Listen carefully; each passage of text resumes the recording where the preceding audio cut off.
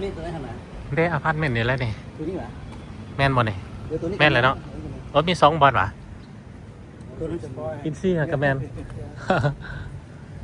อันนี้เบอร์โทรเบอร์โทรกันก็จะอยากได้เบอร์โทร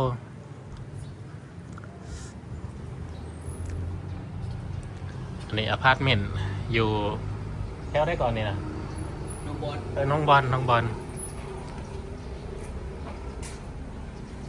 ถ่ายรูปก็มี2 เบอร์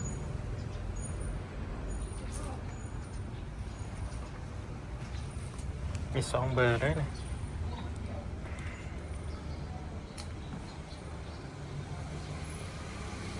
ราคาบ่เจ็ดเราเคยอยู่นะตัวคักนั่นนี่นะโอ้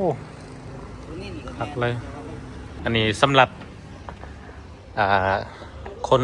ลาวหรือว่าคนต่างประเทศอยากมาเซาเดี๋ยวมาถามเบิ่งรายละเอียดกันบ่ฮู้ว่าเขาเจ้าอยู่บ่เนี่ยเวลาพักเที่ยงซั่นนี่กินข้าวโอ้ยันบ่อยู่เด้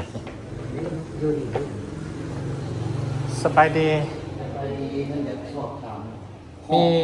มีบอลว่างอยู่วะของว่างอยู่วะโอ้พอดี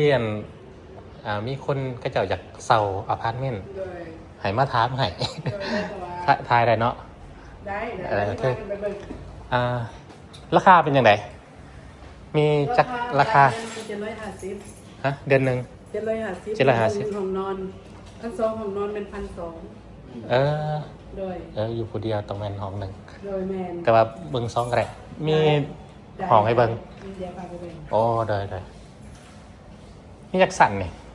นี่7 สั้นห้องว่างนี่อยู่สั้นได้โอเคคิดว่าไปกินเขาละนี่พอดีมีห้องว่างพอดีพอดีแนะนำมัน FC เลยนี่ FC อยากเซากับติดต่อมาทางนี้เลยเบิ่งก็โทรแล้วเป็นแล้วเมื่อกี้นี่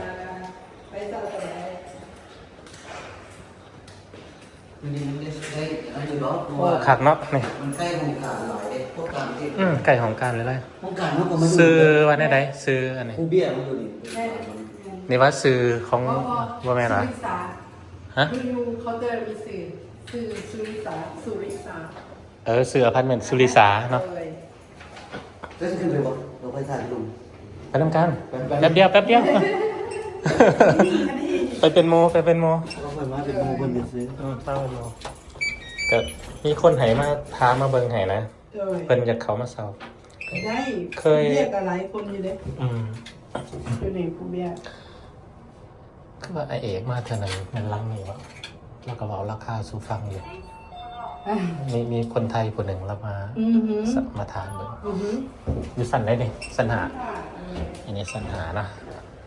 แต่ว่าอาคารเพิ่นจะมี7 สั้นมาเบิ่งของตัวอย่าง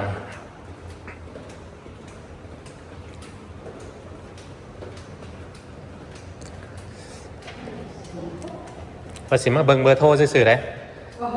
ผู้ใดเจ้าแนะนำว่ามาเบิ่งห้องก็ได้ก็เลยมากับมา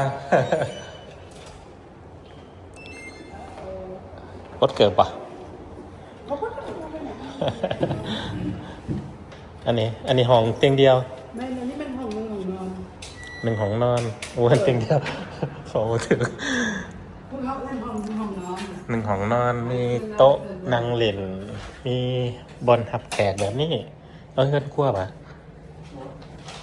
บอลนั่งเล่นเป็นเฮือนครัวมีตู้เย็นให้ไมโครเวฟยังต่างๆภาพเบิ่งห้องน้ำโอ้สะอาดเลยแบบโยงแฮมเลยห้องนี้750ต่อเดือนติดอันแค่นี้เนาะอันนี้มาแต่ของการเห็นนี่ออกมานั่งจิบเบียร์เบิ่งวิวนี่คักเลย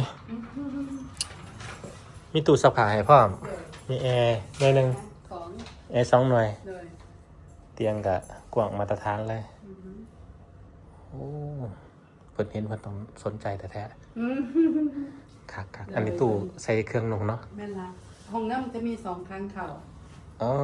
นี่ทางนี้กับทางนี้ห้องน้ำเดียวกันตู้ใส่เครื่องกับว่ากวางใหญ่เลยโดย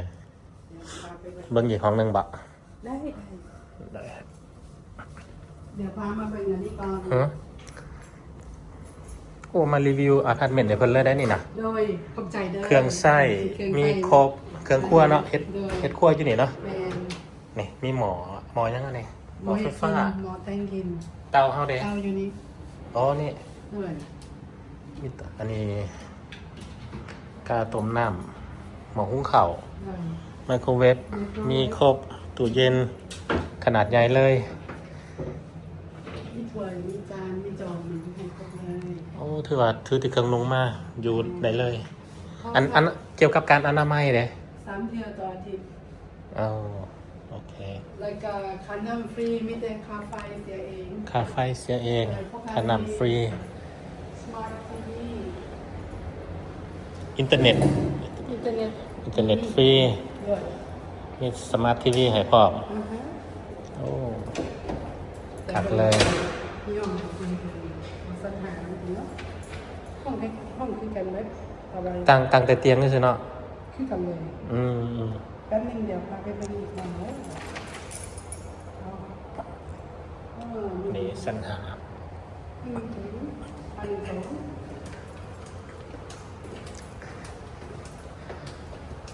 โอ้สิได้เลี้ยงเบียร์กิงแล้วนี่พามารีวิวนี่ นี่บ่เจ้าของเพิ่นพามาเบิ่งเลย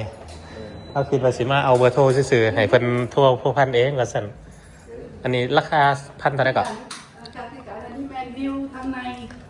อันนี้มันวิวทางหลัง หนึ่งเตียงคือกันหนึ่งห้องนอนคือกัน โดยแมน คือกันต่างแต่มักมุมใดว่าซั่นซะเนาะราคาเดียวคือกันกับอันนั้น โดยแมน อ๋อถ้าว่าเจ้าสิเลือกมุมใด อยากจะเลือกเอาเบิ่งนั้นเบิ่งนี่ เห็นวิว เอาเห็นวิวเนาะ ตอนแรกพ่อใดนั่งจิบเบียร์หักสินั่งเยอะว่าอะไร บางคนมันเงียบ บางคนกำลังเงียบเนาะ บางคนแบบอะไร ท่างนั้นผัดได้ยินเสียงรถเนาะ แม่กินน้อยหนึ่ง นั่นๆแต่ละสั้นเนี่ยบ่ขึ้นกับบ่เกี่ยวกับราคาบ่อยู่สั้นกลางสั้นสูง บ่เกี่ยว บ่เกี่ยว พวกเขาให้ราคาเดียวเลย อ่าเห็นว่าสั้นสูงแล้วเห็นวิวดีแล้วก็ราคาแพงขึ้น ทางใดตัวใดแบบ อ๋อ ตอนนั้นเซ่มากไม่อยู่นี่ อืม นายข่อยเราเบิดคอนแทคเราไปอยู่ มันมอดีเนาะลงอพาร์ตเมนต์ไปแล้วก็ โดยในพื้น เของของการเลยยังนะ ใหญ่เลย เมียนยุคนี่แหละตอนนั้นยุคขันเนาะก็มาพักอยู่นี่เรามาอยู่นี่กับปีหลายปีได้มาอยู่นี่เซมาคนฟิลิปปินส์ อืม ซื้อเซมา เขาเลยให้จะเปิด2 ปีบ่มันตึกนั้นเนาะ ตึกนี่ที่เดือตึก บ่มีคนซื้อใส่มา เงินบ่ อืม พวกเข้ามาจะมีแต่แมนไง โอ้นี่เขากัดเปิดได้2 ปี มิสเตอร์รอนและรอนและเลียว ดีโอ อืม ดีโอกับร้อนพักอยู่ เข้าคนดูเลย2 คนนี่เปิดตึกมาเข้ากันเลย แล้วเขามาอยู่ดุเลยดิ อ่า ร้อนกับดีโอ เพิ่นไปหาแต่ตั้งแต่อยู่ตึก1เพิ่นเลยเพิ่นบ่มาเข้า จะคล้องเดียวกันบ่ โดย 2 ตึกนี่ ยังเป็นตึกนั่นนั่นนะ เออ บ่แม่นตึกนี้ มันเป็นตึกใหม่ อีกตึกหนึงอยู่บนวงเวียนทางขึ้นบนเก่งของพวกเขา โอ้ ตึกที่บ่แม่น ทัดไปนี่โมแมนใกล้ๆนี่โมแมนโอ้โอเค ชั้นหนึ่งอยู่บ่ อ่าฮะเดี๋ยวไปกดถ่าย โอนมี ก็ใส่คีย์การ์ด เดียวก็อยู่โครงการเฮาโอนเองก็ได้ ก็เลยบ่ได้บ่ได้ลง ถ้าลูกค้ามาพักต้องได้คีย์การ์ดเองอ๋ออันคีย์การ์ดห้องกันปะ แม่น อันเดียวเลย เอาบอกว่าอยู่ในนี่เข้าบ่ได้ สองคนอยู่ แต่ ใน ที่พวกเพิ่นให้ปรั๊บแบบว่าคันแม่บ่มีคาดเขามาอยู่เนี่ยมันล็อกเลยบ่ให้ออก แม่นบ่ บ่ได้ก็จะปรั๊บใหม่บ่ออกบ่ได้ แม่นแล้วมันหลบเลย โอเค ขอบใจหลายๆเฮ้ย ซาลอยน้ำอยู่หั่น มีซาลอยน้ำพร้อมมีบอลจอดรถให้มีฟิตเนสพร้อมโอ้ยังเบิ่งก็ดีได้เบิ่งก็ได้กลับมาเบิ่งแล้วเบิ่งให้จอดรถนี่บนไผบนเล่าบ่หรือว่าว่างแล้วเขาจอดได้เลย First come first serve เลย อืม แบบไปมากก่อนตลาด โดย ก่อนกิน โอ้มีซาลอยน้ จอดได้ก็จอดเบิ่งมัน แม่นเลย บ่ได้ว่ามีขอนล็อกของไผของไผ นะฮะบ่มีหลายองค์การเป็นจังได๋เฮาล็อกให้แต่มันก็บ่ได้เพราะว่าบ่อยากลำเอียง ำ บ้านนี้ก็ต้องใส่การ์ดคือกันอีก ส่วนตัวเลยเนาะแบบส่วนตัวเลย นี่ชาลอยน้ำน้อยๆตัวนี้พอได้คนคลาย อันนี้โอ้คักเลยนี่ ยิ้มเมนูให้ มียิมมีสระลอยน้ เขาใส่อยู่แต่ว่าก็บ่ได้นั่นล่ะ ำพอดีลอยอ๋อมีทั้งนั้นตื่นทั้งนี้เลิกกันปะ เรื่องก็จะเป็นเรื่องไปเลย อืม บนสถานที่ โอเคนี่มีบอลนางเล่น อาบแดด ขอบใจหลายๆเด้อ ด้วย เดี๋ยวสิให้เอาเบอร์โทรให้เพิ่นให้เพิ่นโทรหาตื่ม โดยบ่เท่าได้เอาบ่เท่าได้ไว้ก็ได้ โดยสะได เรียกเป็นเมเนเจอร์ โดย 5236 5236 7160 7160 โดยซื้อ เวลา เวลา